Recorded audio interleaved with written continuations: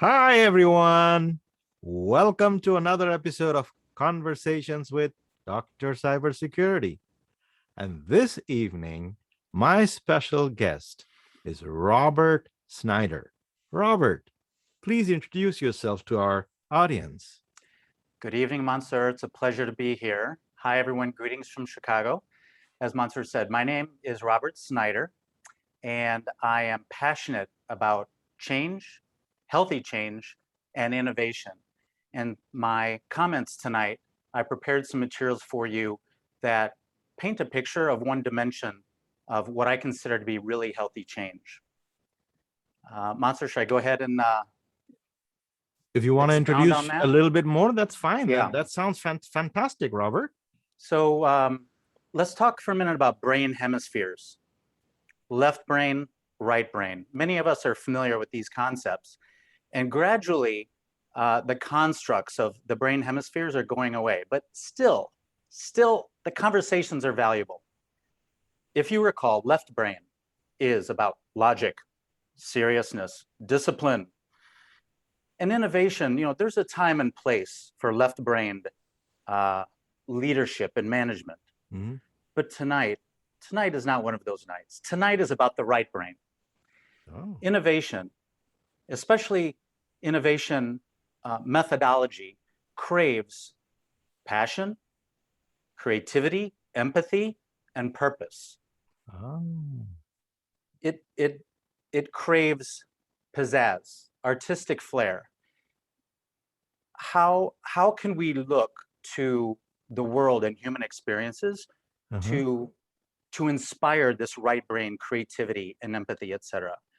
I look to the performing arts, multiple performing arts. That is Music, a beautiful concept. Yeah, keep going. instrumental, vocal, Yeah. partner dance, could be ballroom, could be Latin, improvisation, for those of you who have had classes or played improv games, read the book Yes and, theater, even martial arts, because not every innovation is fun and games. And you might have a contrarian or someone who doesn't necessarily want the path to innovation to be smooth. And again, stretching the definition of performing arts, but parenting. The business world has so much to learn and benefit and profit from these lessons of the performing arts. And so I present to you and the audience tonight 6 performing arts. Okay. That my hope is that you will not just tiptoe and make casual references to, oh, that's a delicate dance, but really immerse yourself and think of what it would be like to be in the orchestra, see yourself in the dance, in the play, in the movie, and tie this to your culture. So my final closing comment about culture is that everything that you can think about in your work environment that's healthy, you can find it in the performing arts. Ah, wow. So That is fascinating. That is fascinating because what you mentioned is something that I talk about in a slightly different way. I talk about every human being, in order to bring out their inner greatness or to cultivate their greatness, have to develop as many parts of their brain as possible. But you have said, okay, but don't ignore these, because even if you develop all the other parts, if you don't develop these, your leadership kind of suffers. And that kind of makes sense why I guess my leadership style was of this type, where I had the empathy, I had the connection with other people, because music, poetry, and the arts have always been an integral part of my life. That's great. Yeah, I think go ahead. Anyone in the audience, I don't expect all 6 performing arts to resonate with everyone, but my hope is that one art will resonate. Everyone will have at least one resonate with them, and they can see themselves in their team at their jobs. Mm-hmm. If they're in an orchestra, it's listening, it's balance, it's Mm-hmm. dynamics, Mm-hmm. it's making mistakes and recovering again. Mm-hmm. It's rehearsal, rehearsal, rehearsal. There's a performance, there's a go live event, right? And so forth Yes. and so on. And if you're not doing that, is it less beautiful? Is it less harmonious? Is it less inspiring of a story? So to talk about it in terms of glass half full, you Uh-huh. want to bring the customer experience. You Mm-hmm. want a compelling story. You want the moments that matter. You want to trigger a positive emotional response Mm-hmm. from your customer, from your employee, Mm-hmm. um, to leave a legacy, right? As we move on from project to project, from employer to employer to employer, from coworker to coworker, across the chapters of our lives, everyone leaves a legacy. Right. You want to be able to look back fondly and relive your Right. own story, I'm relive the performance. I'm also seeing this. Why now? One of the concepts that I've always used in education and even training of users, which is the concept of having fun while you're learning. So I've introduced gamification, for example, music, humor. As a matter of fact, one of my former students who is now a very, very well-established professional, her thing was writing poetry, and she started writing poetry about cybersecurity. That led to her writing and performing cyber raps, and she became famous as that. Another one of my students now is teaching cybersecurity using humor. So she talks about passwords, and it's one of the funniest videos you will ever see. And now I see that there is a scientific foundation for this type of education training to be working, because that was the other thing. My students were having so much fun learning, they did not realize they were learning, and everybody was enjoying and having a time of their life. They were laughing so hard, the students and teachers from the next class would come over and say, "Are you having a party?" We were just having a class. The mother of improv, her name is Viola Davis. Mm-hmm. She created improv games for children Mm-hmm. who she could tell they were very, very, very self-conscious around each other. Mm-hmm. She created improv games in order to decrease and eliminate the self-consciousness that children had around each other. She was teaching them through games, making them more comfortable. And if I can steal a quote from one of our fellow Toastmasters, I believe he's a world champion. I think Okay. the line is in Mansur. I'm sure you know this better than I. Uh, when we laugh, we relax. When we relax, we learn. And when we're Yes. fearless among our team members, the quality becomes breathtaking because all the ideas flow. And it's a constant game of yes and. Yes. So actually, yes, and was one of the games that I don't know if you were attending the VTC con. They just had that. I A missed global. it, but You missed it. Okay. It was an awesome 2-day event. And the speaker that did the yes and was there. And the whole thing was mind blowing. You should actually come to our club one of these days with this particular speech. It is so fascinating. Although I will probably share this segment with them, and they will love it, because this is powerful stuff. I'm glad. Thanks. What else? Keep going. Um, what do you think would resonate if I expound and take a deep dive in one of these arts? Mm-hmm. Which might resonate with your audience the most? Music, dance, theater, improv, martial arts, or parenting? If many of your audience are parents, we could talk about the value of parenting Mm-hmm. to our teams. You already alluded to beginners. And a lot of these arts have common themes. If you think about, auditions Mm-hmm. for a play, auditions for an orchestra, you don't win every audition. Rejection, both sides of rejection is a skill.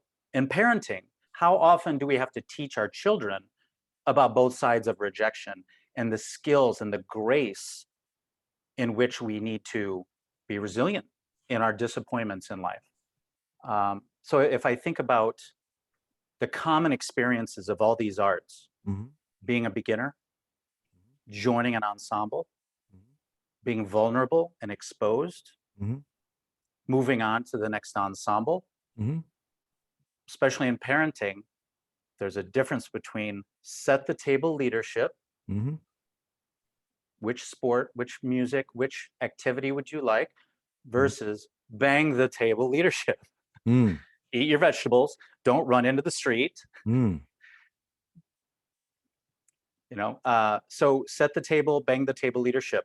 Again, moving on from chapter to chapter, as a parent, you are shepherding your children through different chapters of their lives.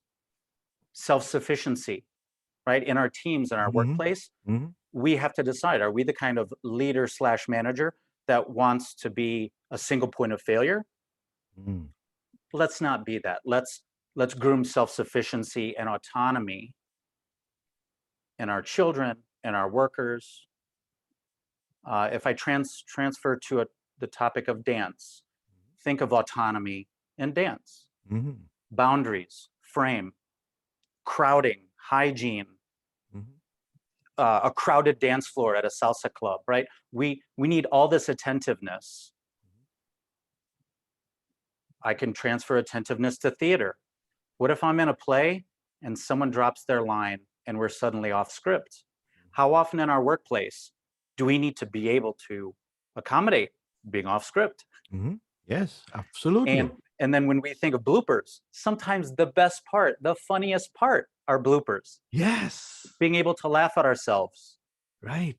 Humility, having the self-esteem to be able to laugh at ourselves. And then I go back to the workplace. Are we in a workplace where we can laugh at ourselves, or are we walking on eggshells, so nervous around our coworkers, where the best ideas fail to come out because we're just scared? Yes. So actually, in the cybersecurity leadership book, I actually talked a little bit about that because I was so fascinated after I had talked with the CEO. It was an Indian CEO who was actually giving out awards for the best innovative failures, because culturally we're tuned to celebrating successes and the failures are kind of hidden away and all that. But this CEO said, no, we don't want a culture where we are afraid to fail. As a matter of fact, I want to have this award called Dare to Try or something like that. And then I talked with actually a gentleman who was in the FBI and he was in the Navy or Army or one of those places. And he shared a story about where they used to have what they called the Penguin Awards. Because see, a penguin, the first penguin has to go in to see if there are sharks in the water. And if there's blood, the other penguins won't go. So somebody has to dare, right? So he said that that's what he wanted to give to people who were daring to innovate. And it's okay if they fail, but he wanted to celebrate the most innovative failures. I said, that is powerful, man. When I think of Dare to Try, I think of karaoke. It's a universal social lubricant. Yeah. Because we're all amateurs at karaoke. Right. And maybe one of us gets up, maybe 5 of us get up. But regardless of where the microphone is, it can be very fun, enjoyable, just to be in the room. Yeah. Yeah. So this is again another leadership concept and greatness concept that I celebrate, and I'm completely with you on this one, because even when I took over as president of our Toastmasters Club, in the very first speech that I gave was about our daring to be vulnerable. and owning the problems of our lives. Because sometimes what happens is that we leave the problems to fester within us, and they continue to dominate our psyche and everything, and they prevent us from going to the next level. But once we share that story, suddenly we have revealed a vulnerability, something inside that we have kept hidden for many years.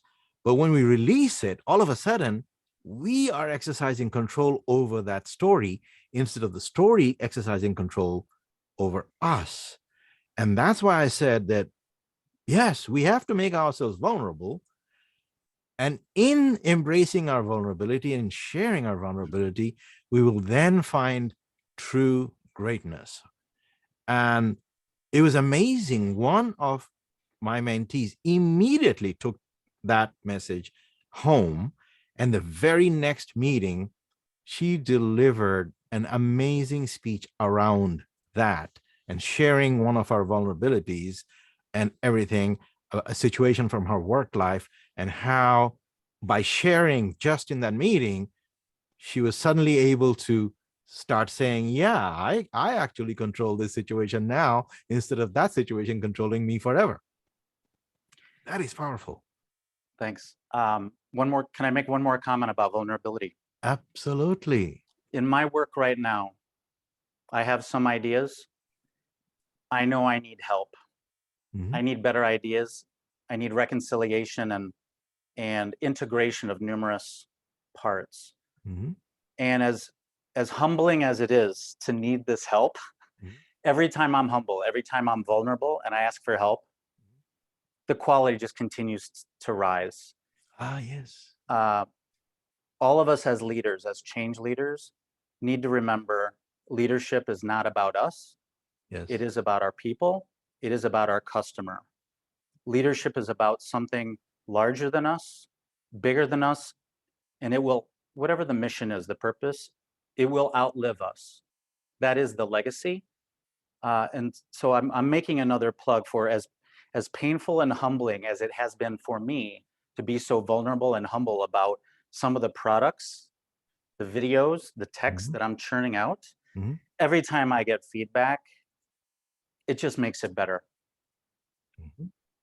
right? Leadership is about our team. Yes. It's about our ensemble. It's about our customer. It's about our legacy. Um, it just can't be about us. Right. That is amazing. And I loved where you ended up with that, because that actually almost capstones our conversation for today. And what I would like to do now is, if you have any final remarks, feel free to make it. But I have had an amazing conversation with you, Robert. I believe our audience members are going to get some really good gold out of this one. Thank you very much. The performing arts, it brings vulnerability, elegance, beauty, inspiration, a great story, the customer journey. The performing arts have great lessons for us, great benefits for the business world. It's more exciting, it's more profitable. Pick your reason why, but don't just tiptoe and make casual references to the performing arts. Shamelessly dive in, pick whatever resonates with you, and build Star Wars. Build Star Wars for your customers. I love it. I love it. So this also means in education, we should never denigrate the liberal arts, because that's one of the trends that I was seeing that I was not very happy about, because I loved my undergraduate education, where I had a glimpse and taste of everything from music to art to theater to you name it. And I think it made me a more complete human being and a better leader. That is absolutely fantastic, Robert. Thank you very much. My pleasure. Thanks, Mansur.